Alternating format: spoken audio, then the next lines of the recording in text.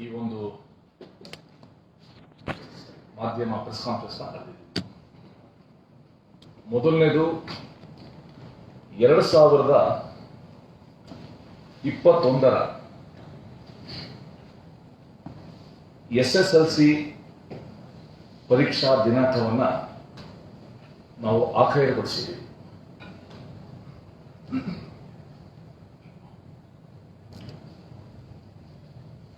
ಇದು ಕೂಡ ಒಂದು ತಾತ್ಕಾಲಿಕವಾಗಿ ಯಾವತ್ತು ಸಬ್ಜೆಕ್ಟ್ಸ್ ಇರುತ್ತೆ ಅಂತ ನಾವು ಪ್ರಕಟಿಸ್ತಾ ಇದ್ದೀವಿ.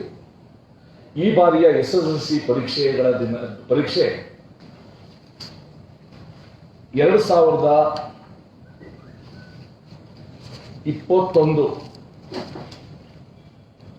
ಜೂನ್ 14ರಿಂದ 14/6/2021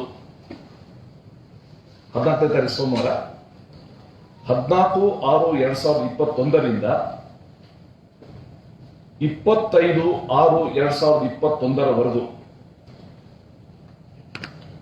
2021ರ SSLC ಪರೀಕ್ಷೆಗಳು ನಡೆಯುತ್ತವೆ. 14ನೇ ತಾರೀಕು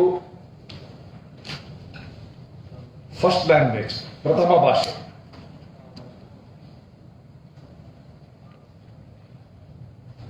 ಮಂಗಳವಾರ ಪರೀಕ್ಷೆ ಇರುವುದಿಲ್ಲ. 16ನೇ ತಾರೀಕು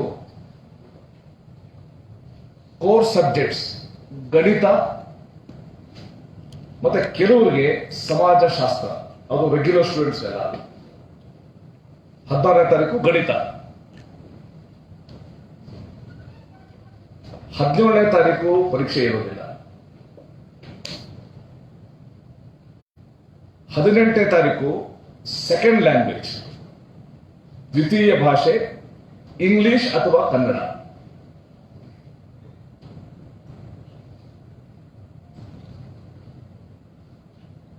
19ನೇ ತಾರೀಕು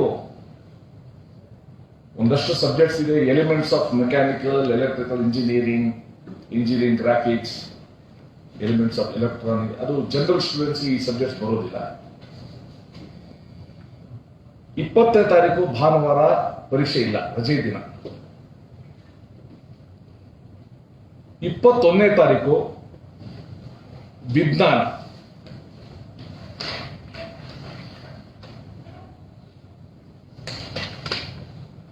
22 ಪರೀಕ್ಷೆ ಇರೋದಿಲ್ಲ.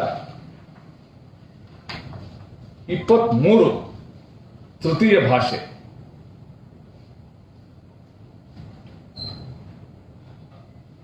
24 ಪರೀಕ್ಷೆ ಇರೋದಿಲ್ಲ. 25ನೇ ತಾರೀಕು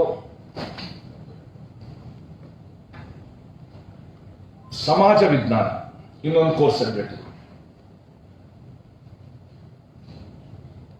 ಹೋದ ವರ್ಷ ನಮ್ಮ SSLC ಪರೀಕ್ಷೆನ ಜೂನ್ 25 ಪ್ರಾರಂಭ ಮಾಡಿದ್ವಿ. ಈ ವರ್ಷ ಜೂನ್ 25 ಮುಗಿಸ್ಬೇಕು ಅಂತ ನಮ್ಮ ಟೈಮ್ ಟೇಬಲ್ ಇರೋದು.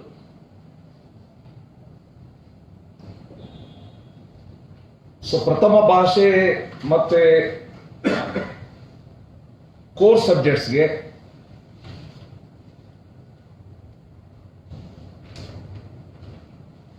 ಪರೀಕ್ಷೆಗೆ 3.25 ಗಂಟೆ ಇರ್ತದೆ. 3 ಗಂಟೆ ಬರೆಯೋದು ಮತ್ತೆ 15 ನಿಮಿಷ ಅವರು ರಿವಿಷನ್ ಮಾಡೋದು ಅಥವಾ ಮುಂಚೆ ರೆಡಿ ಆಗೋದು ಇರ್ತದೆ. ದ್ವಿತೀಯ ಮತ್ತು ತೃತೀಯ ಭಾಷೆಗೆ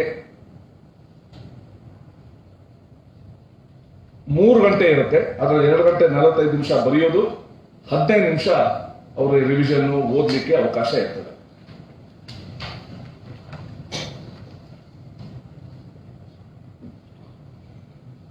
ಸೊ ಮತ್ತೊಂದ್ಸಲ ಹೇಳ್ತೀನಿ, ಜೂನ್ 2021ರ SSLC ವಾರ್ಷಿಕ ಪರೀಕ್ಷೆಯ ತಾತ್ಕಾಲಿಕ ವೇಳಾಪಟ್ಟಿ 14/6/2021ರಿಂದ 25/6/2021 ನಡೆಸಲು ತೀರ್ಮಾನಿಸಲಾಗಿದೆ. ಅಕಸ್ಮಾತ್ ನಾವು ಎಲ್ಲ ಕೋರ್ಸ್ ಸಬ್ಜೆಕ್ಟ್ಸ್ಗೆ ಎಲ್ಲದಕ್ಕೂ ಕೂಡ ಒಂದೊಂದು ದಿವಸ ಗ್ಯಾಪ್ ಕೊಟ್ಟಿದ್ದೀವಿ. ಬಹಳ ಜನ ಸ್ಟೂಡೆಂಟ್ಸ್ ಕೇಳೋದು, ನಮಗೆ ಕೋರ್ಸ್ ಸಬ್ಜೆಕ್ಟ್ಸ್ಗೆ ರೆಡಿ ಆಗಬೇಕು, ಒಂದು ದಿವಸ ಗ್ಯಾಪ್ ಬೇಕು ಅಂತ ಎಲ್ಲ ಕೇಳ್ತಾರೆ. ಅದಕ್ಕೋಸ್ಕರ ಪ್ರತಿ ಕೋರ್ಸ್ ಸಬ್ಜೆಕ್ಟ್ಗೆ ನಾವು ಒಂದು ದಿವಸದ ವಿರಾಮ ಕೊಟ್ಟಿದ್ದೀವಿ. ನಮ್ಮ ಪದ್ಧತಿಯಂತೆ ಈ ವೇಳಾಪಟ್ಟಿ ಏನು ಘೋಷಿಸಿದ್ದೀವಿ, ಇದಕ್ಕೆ ಅಭ್ಯರ್ಥಿಗಳು ಯಾರಾದರೂ ಕೂಡ ಆಕ್ಷೇಪಣೆ ಸಲ್ಲಿಸಬೇಕು ಅಂತಂದ್ರೆ, ಏನಾದರೂ ಬದಲಾವಣೆ ಸುಧಾರಣೆ ತರಬೇಕು ಅನ್ನಂತಿದ್ರೆ ಅವ್ರಿಗೆ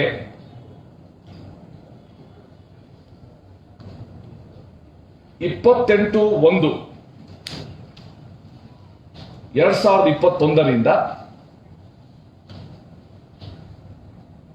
26/2/2021 ಫೆಬ್ರವರಿ 26 ವರೆಗೆ ಅವ್ರಿಗೆ ಸಮಯಾವಕಾಶ ನೀಡಲಾಗಿದೆ. ಸೊ ಯಾರಿಗಾದ್ರೂ ಕೂಡ ಆಕ್ಷೇಪಣೆ ಇದ್ರೆ ನಿರ್ದೇಶಕರು, ಪರೀಕ್ಷೆಗಳು, ಕರ್ನಾಟಕ ಪ್ರೌಢಶಿಕ್ಷಣ ಪರೀಕ್ಷಾ ಮಂಡಳಿ, 6ನೇ ಅಡ್ಡ ರಸ್ತೆ, ಮಲ್ಲೇಶ್ವರಂ, ಬೆಂಗಳೂರು 3 ಇವ್ರಿಗೆ ನೇರವಾಗಿ ಅಂಚೆ ಮೂಲಕ ಸಲ್ಲಿಸಬಹುದಾಗಿದೆ.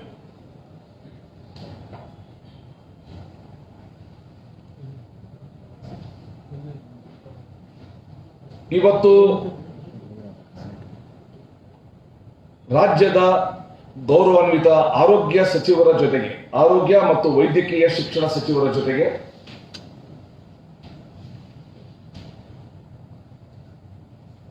ಒಂದು ಸಭೆಯನ್ನು ನಾವು ನಡೆಸಿದ್ದು. ಆ ಸಭೆಯಲ್ಲಿ ತಾಂತ್ರಿಕ ಸಲಹಾ ಸಮಿತಿಯ ಅಧ್ಯಕ್ಷರು ಮತ್ತೆ ಎಲ್ಲ ಸದಸ್ಯರು ಕೂಡ ಉಪಸ್ಥಿತರಿದ್ದರು.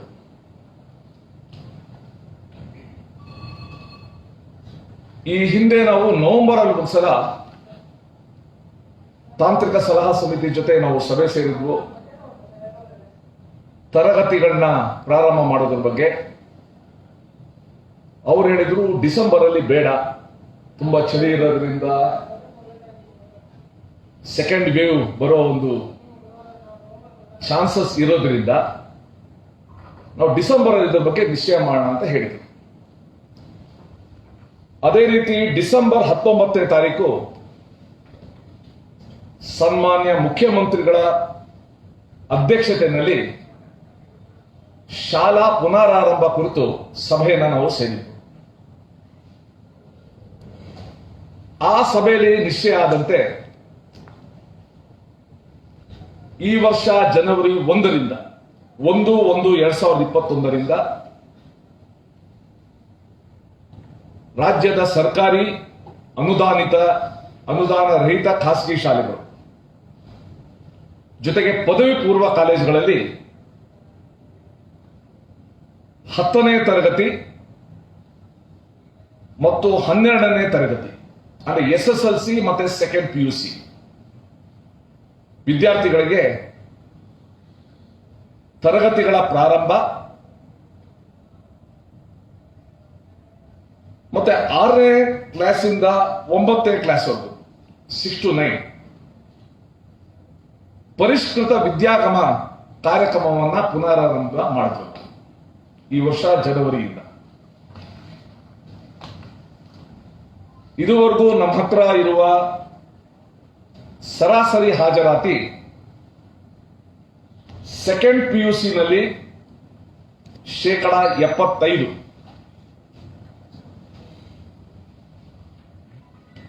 SSLC ನಲ್ಲಿ 70%. ಇದು ಸರಾಸರಿ ಹಾಜರಾತಿ. ವಿದ್ಯಾಗಮದಲ್ಲಿ 6ನೇ ತರಗತಿಯಿಂದ 9ನೇ ತರಗತಿ ವಿದ್ಯಾಗಮ ಕಾರ್ಯಕ್ರಮದಲ್ಲಿ ಸರಾಸರಿ ಹಾಜರಾತಿ 45%.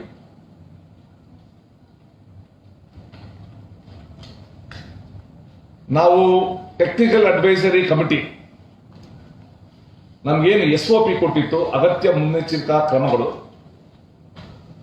ಅದೇ ರೀತಿ ಶಿಕ್ಷಕರಿಗೆ ಮುಂಚಿತವಾಗಿ ನಾವು COVID-19 ಟೆಸ್ಟ್ ಮಾಡಿಸಿದ್ವು ನಾವು. ಮತ್ತೆ ಮಕ್ಕಳಿಗೆಲ್ಲರೂ ಕೂಡ ಶಾಲೆಯಲ್ಲಿ ಅವರ ವೈದ್ಯಕೀಯ ತಪಾಸಣೆ ಮಾಡಿದ್ದು, ಸ್ಯಾನಿಟೈಸರ್ ವ್ಯವಸ್ಥೆ, ಶಾರೀರಿಕ ಅಂತರ, ಇದನ್ನೆಲ್ಲ ನಾವು ಕಾಪಾಡಿಕೊಂಡು ಬಂದಿದ್ದೀವಿ. ಸೊ ಈವರೆಗೆ ಯಾವುದೇ ದೊಡ್ಡ ರೀತಿಯಲ್ಲಿ ಯಾವುದೇ ಶಾಲೆಯಲ್ಲಿ ಮಕ್ಕಳಿಗೆ ಶಿಕ್ಷಕರಿಗೆ ಶಾಲೆ ಪ್ರಾರಂಭ ಆದ ಮೇಲೆ ಯಾವುದೇ ಸೋಂಕು ಹರಡುವಿಕೆ ಬಗ್ಗೆ ವರದಿ ಆಗಿಲ್ಲ.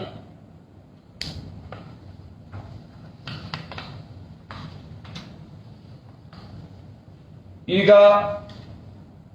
ಭೌತಿಕವಾಗಿ ಶಾಲೆಗಳು SSLC ಮತ್ತೆ ಸೆಕೆಂಡ್ PUC ಪ್ರಾರಂಭ ಆಗಿರೋದು, ವಿದ್ಯಾಗಮ ತರಗತಿಗಳು ಆಗ್ತಾ ಇರೋದ್ರಿಂದ ಮಕ್ಕಳಲ್ಲಿ ಕಲಿಕೆಯ ಆಸಕ್ತಿ ಹೆಚ್ಚಾಗಿರೋದು ಗಮನಕ್ಕೆ ಬಂದಿದೆ.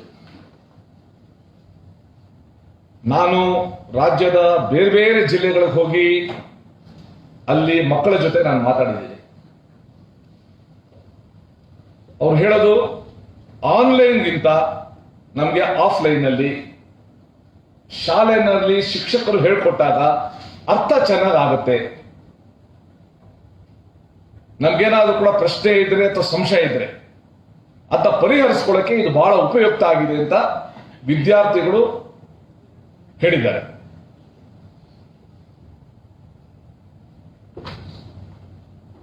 ಜೊತೆಗೆ ವಿದ್ಯಾಗಮನೂ ಕೂಡ ನನಗೆ ಚೆನ್ನಾಗಿ ನೆನಪಿದೆ. ಮಧುಗಿರಿನಲ್ಲಿ ಒಂದು ವಿದ್ಯಾಗಮ ತರಗತಿಗೆ ಹೋಗಿದ್ದೆ ನಾನು. ಬರುವಾಗ 7ನೇ ಕ್ಲಾಸ್ ಮಗುವುದು, ಸರ್ ದಯವಿಟ್ಟು ವಿದ್ಯಾಗಮನ ನಿಲ್ಲಿಸ್ಬೇಡಿ ಸರ್ ಅಂತ. ಯಾಕಮ್ಮ ಅಂದೆ ನಾನು. ಸರ್ ವಿದ್ಯಾಗಮ ನಿಲ್ಲಿಸ್ಬಿಟ್ರೆ ನಮಗೆ ಮನೇಲಿ ಯಾರು ಹೇಳ್ಕೊಡೋರಿಲ್ಲ ಸರ್ ನಮಗೆ, ಸೊ ದಯವಿಟ್ಟು ನಿಲ್ಲಿಸ್ಬೇಡಿ ಅಂತ ಆಕೆ ಹೇಳಿದ ಮಾತು ನನಗೇನೋ ಹಾಗೆ ಮನದಲ್ಲಿದೆ. ಸೊ ಕಲಿಕೆಯ ಬಗ್ಗೆ ಆಸಕ್ತಿ ಇವತ್ತು ಜಾಸ್ತಿ ಆಗಿದೆ. ಮತ್ತೆ ಈ ನೇರ ಮತ್ತು ಮುಖಾಮುಖಿ ಬೋಧನಾ ಪ್ರಕ್ರಿಯೆಯಿಂದ, ಕಲಿಕಾ ಪ್ರಕ್ರಿಯೆಯಿಂದ ಮಕ್ಕಳಲ್ಲಿ ಕಲಿಕೆ ಹೆಚ್ಚು ಪರಿಣಾಮಕಾರಿ ಆಗ್ತಾ ಇದೆ.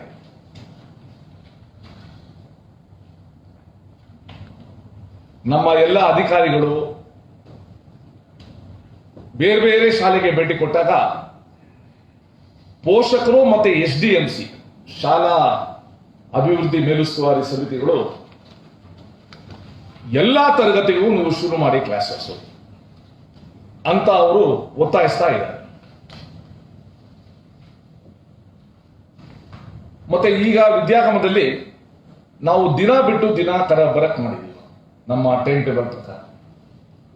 ಸೊ ಅದರಿಂದ ಮಕ್ಕಳಲ್ಲಿ ಆ ನಿರಂತರತೆ ಇಲ್ಲ, ಕಂಟಿನ್ಯೂಟಿ ಅನ್ನೋದು ಇವತ್ತು ಮಿಸ್ ಆಗ್ತಾ ಇದೆ. ಅದಕ್ಕೆ ಗೈರು ಹಾಜರಿಗೆ ಇದು ಒಂದು ಕಾರಣ ಅನ್ನೋದು ನಮಗೆ ಗೊತ್ತಾಗಿದೆ.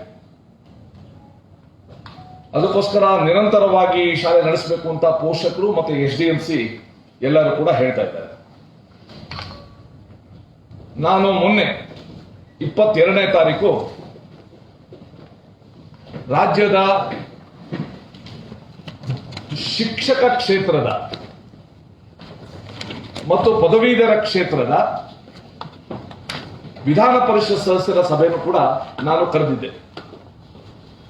ಬೇರೆ ಬೇರೆ ಎಲ್ಲ ಚರ್ಚೆ ಮಾಡಿದ್ವು. ನಾವು ಚರ್ಚೆ ಮಾಡಿ ಈ ತರಗತಿಗಳು ಪ್ರಾರಂಭ ಮಾಡೋದ್ರ ಬಗ್ಗೆ ಅವರ ಅಭಿಪ್ರಾಯ ಕೇಳಿದೆ. ಅವರೆಲ್ಲರೂ ಕೂಡ ಈಗ 6ರಿಂದ 9 ಏನು ವಿದ್ಯಾಗಮ ನಡೀತಾ ಇದೆ ಅದನ್ನ ನೀವು ರೆಗ್ಯುಲರ್ ತರಗತಿ ಮಾಡಿ, ಮತ್ತೆ 10 ಮತ್ತೆ 12ನೇ ಕ್ಲಾಸು ಅದು ಪೂರ್ಣಾವಧಿ ಮಾಡಿ, 11ನೇ ಕ್ಲಾಸು ಅಂದ್ರೆ ಫಸ್ಟ್ PUC ಕೂಡ ಶುರು ಮಾಡಿ ಅಂತ ಅವರ ಅಭಿಪ್ರಾಯ ಕೊಟ್ಟರು. ಅದೇ ತರ ನಿನ್ನೆ ರಾಜ್ಯದ ಸರ್ಕಾರಿ ನೌಕರರ ಸಂಘ, ಪ್ರಾಥಮಿಕ ಮತ್ತು ಪ್ರೌಢಶಾಲೆಗಳ ಶಿಕ್ಷಕರ ಸಂಘಗಳು ಅವರು ಕೂಡ ಹೇಳಿದ್ರು ಶಾಲೆಗಳನ್ನ 1ನೇ ಕ್ಲಾಸಿಂದ ನೀವು ಶುರು ಮಾಡಿ, 1ರಿಂದ 9ವರೆಗೂ ಶುರು ಮಾಡಿ ಅಂತ ಮನವಿ ಮಾಡ್ಕೊಂಡಿದ್ದಾರೆ.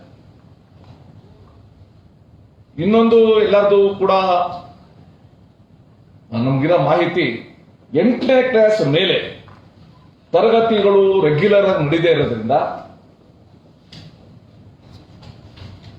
ಆ ಪೋಷಕರ ಜೊತೆ ಪೋಷಕರಲ್ಲಿ ಕೂಲಿಗೆ ಹೋಗ್ತಾರೆ, ಅವರು ಕೂಡ ಇವತ್ತು ಹೋಗಿದ್ದಾರೆ, ವಲಸೆ ಹೋಗಿದ್ದಾರೆ. ಸೊ ಇದರಿಂದ ನನ್ಗನ್ಸುತ್ತೆ ಬರೋ ದಿನಗಳಲ್ಲಿ ಶಾಲೆ ಬಿಟ್ಟ ಮಕ್ಕಳನ್ನ ಮತ್ತೆ ಕರ್ಕೊಂಡು ಬರೋದು ಇದೊಂದು ದೊಡ್ಡ ನಮಗೆ ಸವಾಲಿದೆ ನಮ್ಮ ಮುಂದೆ.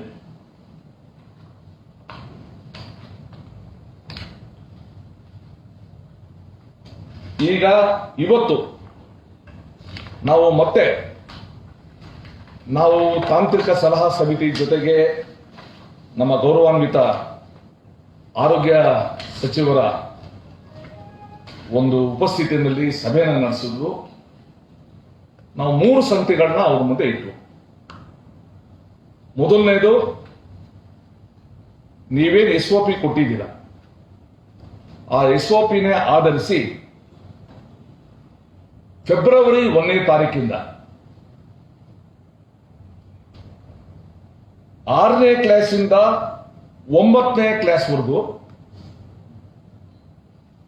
ಮತ್ತೆ 11ನೇ ಕ್ಲಾಸ್ ಅಂದ್ರೆ ಫಸ್ಟ್ ಇಯರ್ PUC 6, 7, 8, 9 ಮತ್ತೆ ಫಸ್ಟ್ ಇಯರ್ PUC ಇದಕ್ಕೂ ಕೂಡ ತರಗತಿಗಳನ್ನ ಪ್ರಾರಂಭ ಮಾಡೋದಕ್ಕೆ ನಾವು ಗಂಭೀರವಾಗಿ ಯೋಚನೆ ಮಾಡಬೇಕಾಗುತ್ತೆ ಅಂತ ನಾವು ಕೇಳ್ಕೊಂಡ್ವು. ಅದೇ ರೀತಿ 1ನೇ ಕ್ಲಾಸಿಂದ 5ನೇ ಕ್ಲಾಸ್ಗೆ ವಿದ್ಯಾಗಮವನ್ನು ವಿಸ್ತರಿಸುವ ಬಗ್ಗೆನೂ ಕೂಡ ಇಡೀ ರಾಜ್ಯದಲ್ಲಿ ನಮಗೇನು ಬೇಡಿಕೆ ಬಂದಿದೆ ಅದರ ಹಿನ್ನೆಲೆಯಲ್ಲಿ ನಾವು ಕೇಳ್ಕೊಂಡ್ರು.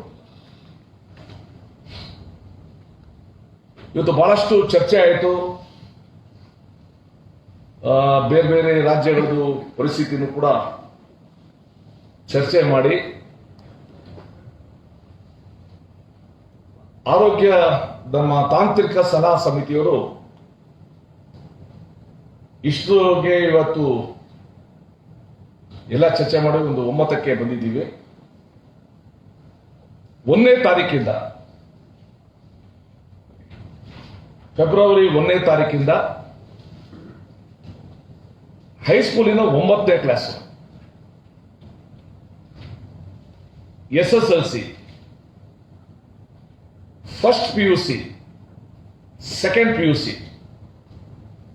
ಇದು ಪೂರ್ತಿ ದಿನ ಇನ್ಮೇಲೆ ನಡೆಯುತ್ತೆ.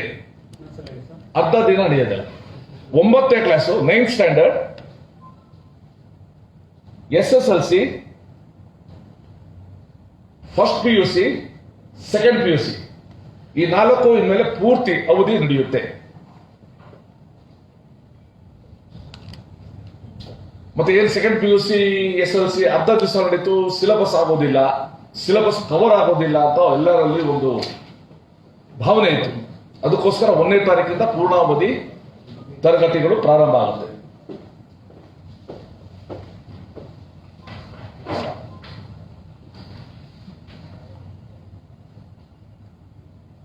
ಆರರಿಂದ 8ನೇ ಕ್ಲಾಸ್ವರೆಗೂ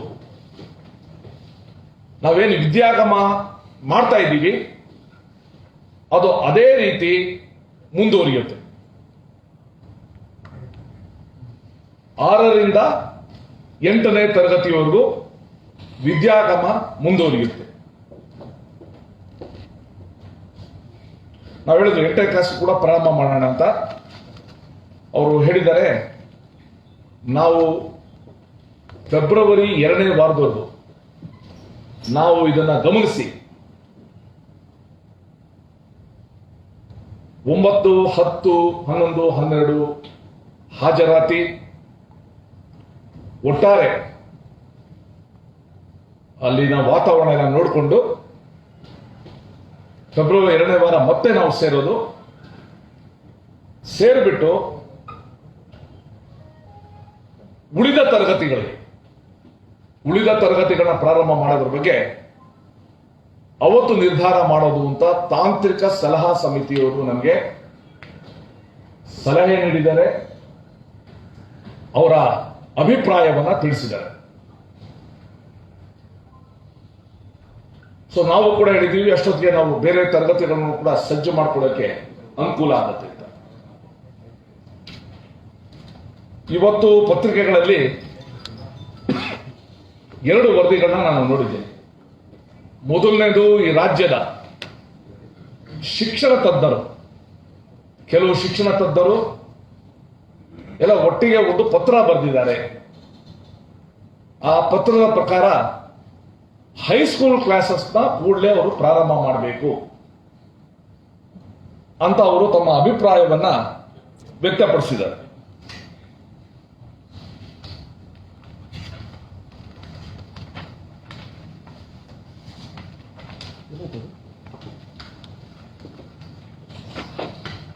ಅಂತ ಅವರ ಅಭಿಪ್ರಾಯನ ವ್ಯಕ್ತಪಡಿಸಿದ್ದಾರೆ.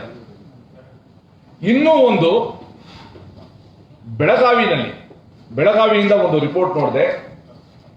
ಸುಮಾರು 2,000 ಶಾಲೆಗಳು, ಪ್ರೈಮರಿ ಶಾಲೆಗಳು, ನಮಗೆ ಪ್ರೈಮರಿ ಶಾಲೆಯಿಂದನೇ ಅನುಮತಿ ಕೊಡಬೇಕು ಮಕ್ಕಳಿಗೆ, ಅವರಿಗೆ ಕಲಿಕೆಯಲ್ಲಿ ಬಹಳ ತೊಂದರೆ ಆಗ್ತಾ ಇದೆ ಅಂತ ಅವರು ಕೂಡ ಅಭಿಪ್ರಾಯ ವ್ಯಕ್ತಪಡಿಸಿದ್ದಾರೆ. ಒಂದು ರೀತಿ ನಾವು ಮಾಡೇ ಬಿಡ್ತೀವಿ ಅಂತ ಹೇಳಿದ್ದಾರೆ. ನಾನು ಎಲ್ಲರಿಗೂ ಕೂಡ ಒಂದು ಮನವಿನ ಮಾಡ್ಕೊಳ್ತೀನಿ, ಒಂದು ವಿಚಾರನ ಸ್ಪಷ್ಟ ಮಾಡ್ಕೊಳ್ತೀನಿ. ಶಿಕ್ಷಣ ಇಲಾಖೆಗೂ ಕೂಡ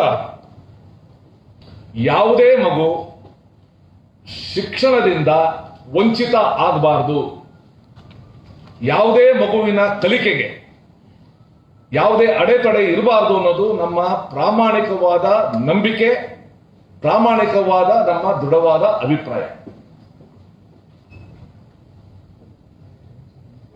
ಆದರೆ ಪಕ್ಕದ ಕೇರಳದಲ್ಲಿ ಸುಮಾರು 3-4 ತಿಂಗಳ ಹಿಂದೆ ಇಡೀ ದೇಶಕ್ಕೆ, ಒಂದೊಂದ್ಸಲ ಇಡೀ ಪ್ರಪಂಚಕ್ಕೆ ಒಂದು ರೋಲ್ ಮಾಡೆಲ್ ಆಗಿತ್ತು ಅಲ್ಲಿನ ಕಂಟ್ರೋಲ್ ಮಾಡಿದ್ದು ರೀತಿಯೆಲ್ಲ. ಇವತ್ತು ಕೇರಳದಲ್ಲಿ ವಿಪರೀತ ಸಂಖ್ಯೆಯ ಸೋಂಕು ಆಗಿದೆ. ಅದಕ್ಕೆ ಇವತ್ತು ಕೇಂದ್ರ ಸರ್ಕಾರದಿಂದ ಬಂದು ಅಲ್ಲಿ ಪರಿಶೀಲನೆ ಮಾಡ್ತಾ ಇದ್ದಾರೆ. ಆಮೇಲೆ ನಮ್ಮ ತಾಂತ್ರಿಕ ಸಲಹಾ ಸಮಿತಿಯವರು ಇಂಗ್ಲೆಂಡ್ ಅಲ್ಲಿ ಜೂನ್ 8ವರೆಗೂ ಲಾಕ್ಡೌನ್ ಡಿಕ್ಲೇರ್ ಮಾಡಿಬಿಟ್ಟಿದ್ದಾರೆ ಅಂತ. ಸೊ ಅದಕ್ಕೋಸ್ಕರ ನಮ್ಮ ರಾಜ್ಯದಲ್ಲಿ ಇವತ್ತು ಪರಿಸ್ಥಿತಿ ಬಹಳ ನಿಯಂತ್ರಣಕ್ಕೆ ಬಂದಿದೆ. ಸುಮಾರು 400ರಿಂದ 500 ಸೋಂಕಿನ ಪ್ರಸಂಗಗಳು ಇಡೀ ದಿವಸ ವರದಿ ಆಗ್ತಾ ಇದೆ. ಮತ್ತೆ ಅನೇಕ ಜಿಲ್ಲೆಗಳಲ್ಲಿ ಅದು ಸಿಂಗಲ್ ಡಿಜಿಟ್ ಅಲ್ಲಿ 1, 2, 4 ಅದಾಗ್ತಾ ಇದೆ. ಇದಿದ್ರೂ ಕೂಡ ತಾಂತ್ರಿಕ ಸಲಹಾ ಸಮಿತಿಯವರು ಪ್ರತಿ ದಿವಸ ಇದನ್ನ ಅಧ್ಯಯನ ಮಾಡ್ತಾರೆ ಹಿನ್ನೆಲೆಯಲ್ಲಿ. ಮತ್ತೆ ನಮ್ಮ SLC ಪರೀಕ್ಷೆ ಮಾಡಿದಾಗ, PUC ಪರೀಕ್ಷೆ ಮಾಡಿದಾಗ ಅವರು ನಮಗೆ ಕೊಟ್ಟಿದ್ರು ಮಾರ್ಗದರ್ಶನ. ಅದಕ್ಕೋಸ್ಕರ ನಮ್ಮ SLC ಎಕ್ಸಾಮ್ ಯಶಸ್ವಿನೂ ಕೂಡ ಆಯಿತು. ಸೊ ಅದಕ್ಕೋಸ್ಕರ ತಾಂತ್ರಿಕ ಸಲಹಾ ಸಮಿತಿಯ ತಜ್ಞರ ಅಭಿಪ್ರಾಯಕ್ಕೆ ಮನ್ನಣೆ ಕೊಟ್ಟು ಈಗ ಸದ್ಯಕ್ಕೆ ಈ ರೀತಿ ಸರ್ಕಾರ ನಿರ್ಧಾರ ತಗೊಂಡಿದೆ. ಫೆಬ್ರವರಿ 1ನೇ ತಾರೀಕಿಂದ 9ನೇ ತರಗತಿನೂ ಕೂಡ ಪ್ರಾರಂಭ ಆಗುತ್ತೆ.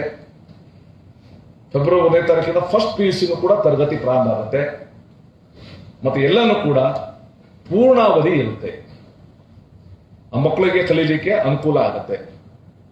ಸೊ ಅದಕ್ಕೋಸ್ಕರ ಎಲ್ಲ ಶಾಲೆಗಳಲ್ಲಿ ನಾವೇನೇನು SOPಗಳನ್ನು ಅನುಸರಿಸಬೇಕು, ಆ ಶಾರೀರಿಕ ಅಂತರನ ಉಳಿಸ್ಕೊಂಡು ಅದನ್ನೆಲ್ಲ ಮತ್ತೆ ಇವತ್ತು ನಾವು ಕಳಿಸ್ತೀವಿ. ಸೊ ಈಗ ಈ ಒಂದು 20-25 ದಿವಸದಲ್ಲಿ ನಮಗೆ ಅನುಭವ ಆಗಿದೆ. ಶಾಲೆಗಳು, ತರಗತಿಗಳು ಹೇಗೆ ನಡೀತಾ ಇದೆ, ನಮ್ಮ ಶಿಕ್ಷಕರು, ಶಾಲಾ ಸಂಸ್ಥೆಗಳು ಯಾವ ರೀತಿ SOPನ ಬಹಳ ಕಟ್ಟುನಿಟ್ಟಾಗಿ ಪಾಲಿಸಿದ್ದಾರೆ ಅನ್ನೋದೆಲ್ಲರೂ ಕೂಡ ಗೊತ್ತಾಗಿದೆ. ಸೊ ಅದನ್ನೇ ಇನ್ನಷ್ಟು ನಾವು ಮುಂದಕ್ಕೆ ತಗೊಂಡೋಗಿ ಈ ಮಕ್ಕಳಿಗೆ ಯಾವುದೇ ತೊಂದರೆ ಇಲ್ಲದೇ ಅವರ ಯೋಗಕ್ಷೇಮ ಮತ್ತು ಶೈಕ್ಷಣಿಕ ಭವಿಷ್ಯನ ಮನಸ್ಸಲ್ಲಿಟ್ಕೊಂಡು ನಾವು ತರಗತಿಗಳನ್ನ ಪ್ರಾರಂಭ ಮಾಡ್ತೀವಿ.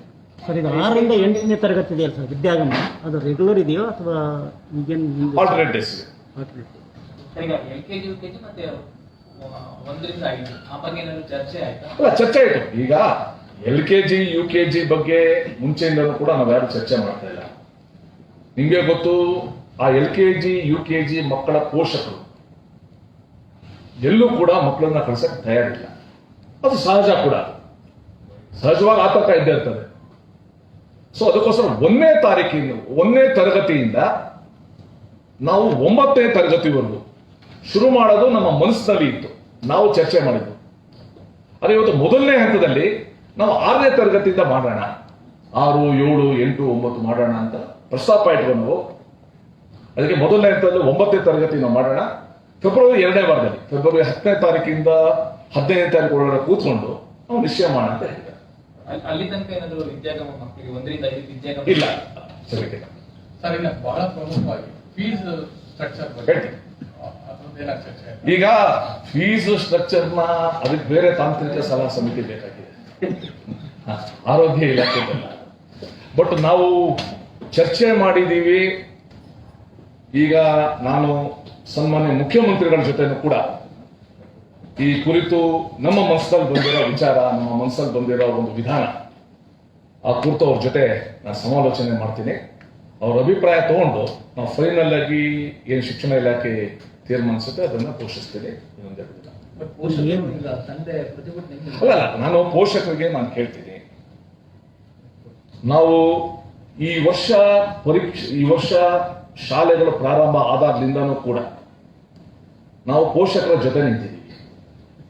ಮೊದಲನೇದು ದಾಖಲಾತಿನೇ ಪ್ರಾರಂಭ ಮಾಡಬಾರ್ದು ಅಂತ ನಾವು ಹೇಳಿದ್ವಿ. ಸರ್ಕಾರ ಹೇಳಬೇಕು, ಯಾರು ಕೂಡ ಫೀಸ್ದು ಕೂಡ ವಸೂಲು ಮಾಡಬಾರ್ದು. ಆಮೇಲೆ ಸೆಪ್ಟೆಂಬರ್ ಅಕ್ಟೋಬರ್ ಅಲ್ಲಿ ದಾಖಲಾತಿ ಶುರು ಮಾಡಬಹುದು, 1 ಟರ್ಮ್ ಫೀ ಮಾತ್ರ ಕೊಡಬೇಕು ಅಂತ ನಾವು ಮಾಡಿದ್ವಿ. ಈಗಲೂ ಕೂಡ ನನಗೆ ಪೋಷಕರದು ಸಂಪೂರ್ಣ ಅವರ ಪರಿಸ್ಥಿತಿ ಇದು ಅರಿವಿದೆ.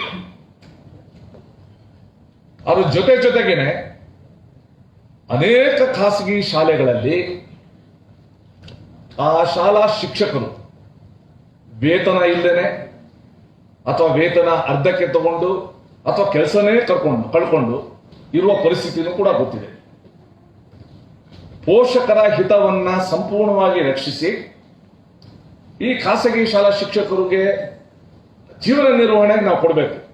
ಅದನ್ನು ಕೂಡ ನಾವು ಒಂದು ಸಮತೋಲನವಾಗಿ ಒಂದು ತೀರ್ಮಾನ ತಗೊಳ್ಳೋಕೆ ಪ್ರಯತ್ನ ಪಡ್ತೀವಿ. ಅದಕ್ಕೋಸ್ಕರ ಮುಖ್ಯಮಂತ್ರಿಗಳ ಜೊತೆ ಚರ್ಚೆ ಮಾಡ್ತೀವಿ, ಟ್ರೈ ಮಾಡ್ತೀವಿ ಬಹಳ ಬೇಗ ಕೊಡ್ಲಿಕ್ಕೆ. ಸಾಧ್ಯ ಆದಷ್ಟು ಅವರ ಹೋರಾಟ ಮಾಡ್ದೆಲ್ಲ ನಾವು ನೋಡ್ಕೊಳ್ತೀವಿ. ಸರ್, ಈ ಸರ್ತಿ ಸೆಕೆಂಡ್ PUC ಮತ್ತು SSLC ಎಕ್ಸಾಮ್ಗೆ 75% ಹಾಜರಾತಿ ಇವಾಗ ಬಂದಿದೆ ಅಂತ ಹೇಳಿದ್ದೀರಾ. ಉಳಿದ 25% ಸ್ಟೂಡೆಂಟ್ಸಿಗೆ ಅಟೆಂಡೆನ್ಸ್ ಮ್ಯಾಂಡೇಟರಿ ಇರುವ ಈ ಸರ್ತಿ ಎಕ್ಸಾಮ್ಗೆ? ಅಲ್ಲ, ಈಗ ನಾವು ಮುಂಚೆನೇ ಹೇಳಿದ್ವಿ, ಮೊದಲನೇ ದಿವಸನೇ ಇದ್ಯಾವುದು ಕೂಡ ಶಾಲೆಗಳಿಗೆ ತರಗತಿಗಳಿಗೆ ಹಾಜರಾತಿ ಕಂಪಲ್ಸರಿ ಅಲ್ಲ ಅಂತ ಒಂದು ಮಾತಾಡಿದ್ವಿ. ತಮಗೆಲ್ಲ ನೆನಪಿದೆ ಅಂತ ಕಾಣುತ್ತೆ. ಇದು ವಾಲಂಟ್ರಿ ಆಗಿ ಬರಬೇಕು.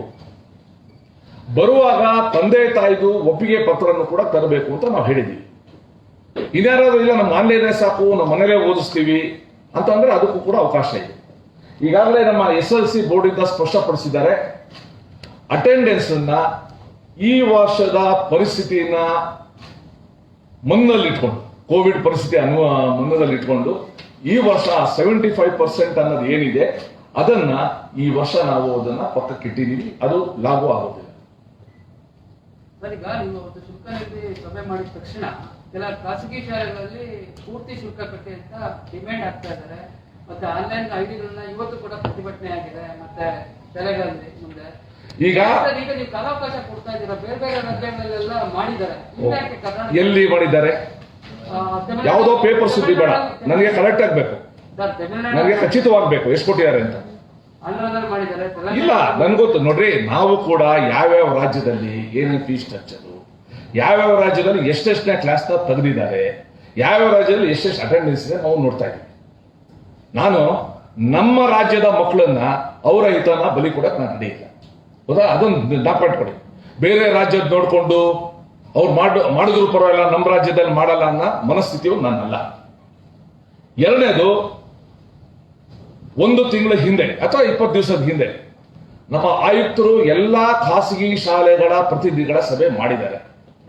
ಮಾಡಿ ಅವರ ಅಹವಾಲನ್ನು ಕೂಡ ಕೇಳಿದರೆ ಆಗ ಒಂದು ಹೇಳಿದ್ದಾರೆ, ಯಾವುದೇ ಕಾರಣಕ್ಕೆ ಮಕ್ಕಳ ಶಿಕ್ಷಣಕ್ಕೆ ನೀವು ಅಡ್ಡಿ ಮಾಡಬಾರ್ದು, ಅದನ್ನ ಬ್ಲಾಕ್ ಮಾಡೋದು ಮಾಡಬಾರ್ದು ಅಂತ ಬಹಳ ಸ್ಪಷ್ಟವಾಗಿ ಕೊಟ್ಟಿದ್ದಾರೆ. ಯಾವ್ಯಾವ ಶಾಲೆಯಲ್ಲಿ ಈ ರೀತಿ ಮಾಡಿದ್ದಾರೆ ಅಂತ ನಮ್ಮ ಗಮನಕ್ಕೆ ಬಂದ್ರೆ ಶಿಕ್ಷಣ ಇಲಾಖೆ ಕ್ರಮ ತಗೋಬೇಕು. ಸಮಸ್ಯೆ ಏನಾಗಿದೆ ಸರ್, ಈಗ ಬ್ಲಾಕ್ ಮಾಡಿದ ತಕ್ಷಣ ಯಾರು ಕಂಪ್ಲೇಂಟ್ ಕೊಡ್ಬೇಕು ಅನ್ನೋದು ಗೊತ್ತಾಗ್ತದೆ. BOಗೆ ನಾವು ಬಹಳ ಸ್ಪಷ್ಟಗೊಳಿಸಿದೀವಿ. BOಗೆ ನಾವು ಕೊಡಬೇಕು ಅಂತ ಹೇಳಿದೀವಿ. BO has got the powers to ಅದನ್ನೇನ್ ಬೇಕೋ ಕ್ರಮ ತಗೊಳ್ಳೋಕೆ ರೆಡಿ ಇದ್ದಾರೆ.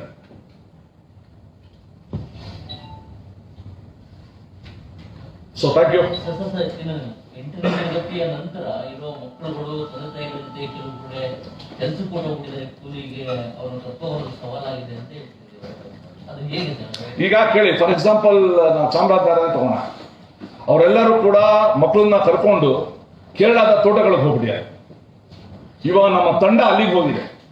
ಅಲ್ಲಿಗೆ ಹೋಗಿ ನೀವು ಬೇಕಾದ್ರೆ ಇದು ಕೆಲಸ ಮಾಡಿ, ನಾವು ಹಾಸ್ಟೆಲ್ ವ್ಯವಸ್ಥೆನೂ ಮಾಡ್ತೀವಿ ಅಂತ ಕರ್ಕೊಂಡ್ ಬರೋಕ್ಕೆ ಒಂದು ಪ್ರಯತ್ನ ಆಗ್ತಾ ಇದೆ. ಇನ್ನೂ ಒಂದು ಹೇಳಿದ್ದೀವಿ, ಬೇರೆ ಊರಿಗೆ ಹೋದ್ರೆ ಆ ಊರಲ್ಲಿರುವ ಶಾಲೆಗೆ ಅವರು ಸೇರಿಸ್ಬೋದು. ಆ ಊರಲ್ಲಿರೋ ಶಾಲೆಗೆ ಅವರು ಸೇರಿಸಿದ್ರೆ ಅವ್ರಿಗೆ ಅಲ್ಲಿ ಅಡ್ಮಿಷನ್ ಕೊಡೋದಕ್ಕೆ ನಾವೆಲ್ಲ ಸರ್ಕಾರಿ ಶಾಲೆಯಲ್ಲಿ ಅರೇಂಜ್ಮೆಂಟ್ ಮಾಡ್ಕೊಟ್ಟಿದ್ದೀವಿ. ಸರ್ ಇನ್ನೊಂದು ಈ ಚೈಲ್ಡ್ ಸ್ಕೂಲ್ದ ಹೊರಗುಳಿದ ಮಕ್ಕಳು ಇಷ್ಟು ದಿವಸ ಮಕ್ಕಳ ಹಕ್ಕು ಕಾಯ್ದಕ್ಕೆ ಬರ್ತಾ ಇದ್ರು, ಚೈಲ್ಡ್ ಮ್ಯಾರೇಜು, ಬಾಲಕಾರ್ಮಿಕರೆಲ್ಲ. ಬಟ್ ಈ ವರ್ಷ ಏನು ಕೋವಿಡ್ ಇರೋದ್ರಿಂದ ಸ್ಕೂಲೇ ಓಪನ್ ಆಗಿರೋದ್ರಿಂದ ಸಾಕಷ್ಟು ಮಕ್ಕಳು ಚೈಲ್ಡ್ ಮ್ಯಾರೇಜ್ ಅಟೆಂಪ್ಟ್ ಆಗಿರೋದು ಮತ್ತೆ ತಯಾರಿ ಮಾಡ್ಕೊಂಡಿರೋದು ಕೂಡ. ಸೊ ರಾಜ್ಯದಲ್ಲಿ 2130 ಕೇಸಸ್ ಇದೆ. ಬಳ್ಳಾರಿಯಲ್ಲಿ ಹೈಯೆಸ್ಟ್ ಚೈಲ್ಡ್ ಮ್ಯಾರೇಜ್ಗೆ ಪ್ರಿಪೇರ್ ಆಗಿರೋದಿದೆ. ಸೊ ಏನು ಕ್ರಮ ಕೈಗೊಂಡಿದ್ದು? ಸರ್ ಇನ್ನೊಂದು, ಈಗ ನೀವು ಹೆಲ್ಪ್ ಲೈನ್ ಸರ್ ಬೆಂಗಳೂರಲ್ಲಿ ಜಾಸ್ತಿ ಇದೆ, ಸರ್ ಬೆಂಗಳೂರಲ್ಲಿ ಜಾಸ್ತಿ ಇದೆ, ಬಳ್ಳಾರಿ ಬಿಟ್ಟರೆ ನೆಕ್ಸ್ಟ್